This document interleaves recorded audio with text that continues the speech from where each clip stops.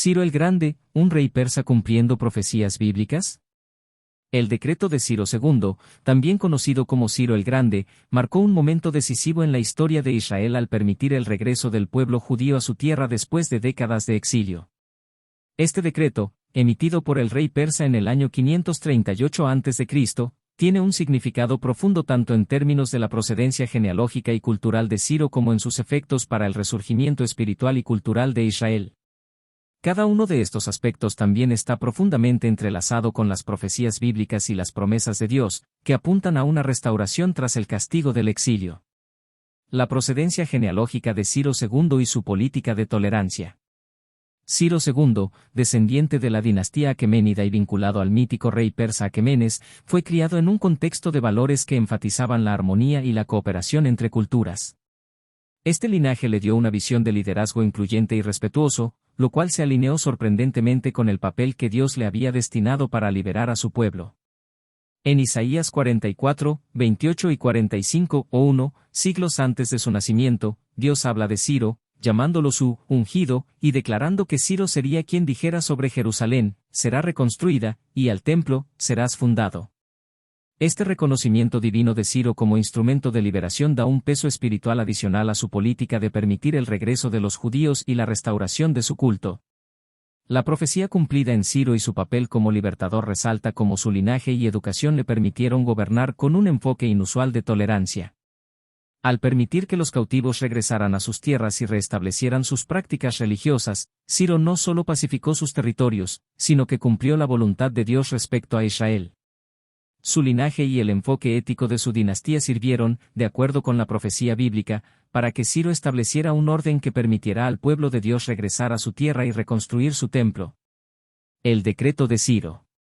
El edicto de Ciro está registrado en el libro de Esdras 1:4, que describe cómo el rey persa Ciro emitió una orden para permitir a los judíos regresar a Jerusalén y reconstruir el templo.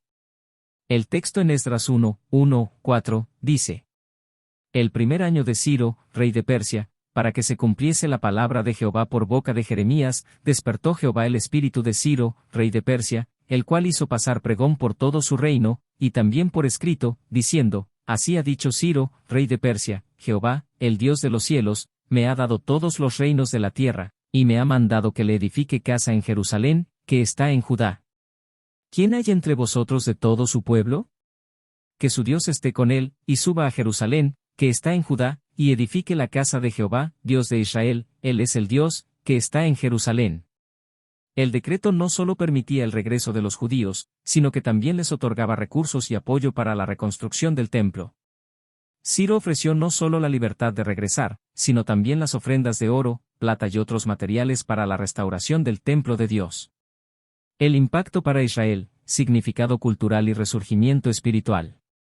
Para Israel, el decreto de Ciro significó una restauración cultural y espiritual que reavivó su identidad como pueblo de Dios. Durante su cautiverio en Babilonia, Israel había perdido el templo y, con él, el centro de su vida religiosa y comunitaria. En Jeremías 29:10, Dios había prometido que el exilio duraría 70 años, después de los cuales él traería de regreso a los judíos. Cuando en Babilonia se cumplan los 70 años, yo os visitaré y despertaré sobre vosotros mi buena palabra, para haceros volver a este lugar. Así, el decreto de Ciro fue visto como el cumplimiento de esta promesa divina.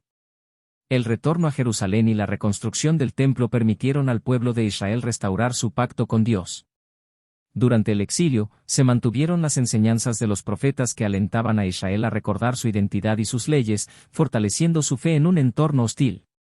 Sin embargo, la reconstrucción física del templo y el restablecimiento de las prácticas de culto eran esenciales para revivir su cultura y renovar su compromiso con Dios. Esdras 1:2 describe cómo Ciro mismo reconoció que había sido llamado por Dios para esta tarea, declarando: Jehová, el Dios de los cielos, me ha dado todos los reinos de la tierra, y me ha mandado que le edifique casa en Jerusalén, que está en Judá. Así, el decreto de Ciro no solo devolvió a Israel su tierra, sino que también devolvió al pueblo su identidad espiritual y nacional. La liberación de Israel bajo Ciro fue una manifestación del plan divino y marcó el comienzo de una nueva etapa en la relación del pueblo con Dios. Para Israel, La restauración del templo significó mucho más que una construcción física, era el símbolo de la alianza renovada con Dios y la confirmación de que, aunque habían sido disciplinados, no habían sido abandonados. Conclusión.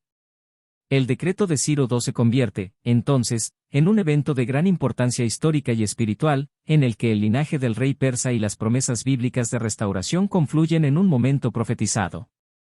La liberación de Israel y el restablecimiento de su cultura y fe, bajo el liderazgo de un rey gentil, revelan un acto soberano de Dios y el cumplimiento de su palabra, mostrando a Israel y al mundo su fidelidad a través de Ciro, el ungido inesperado.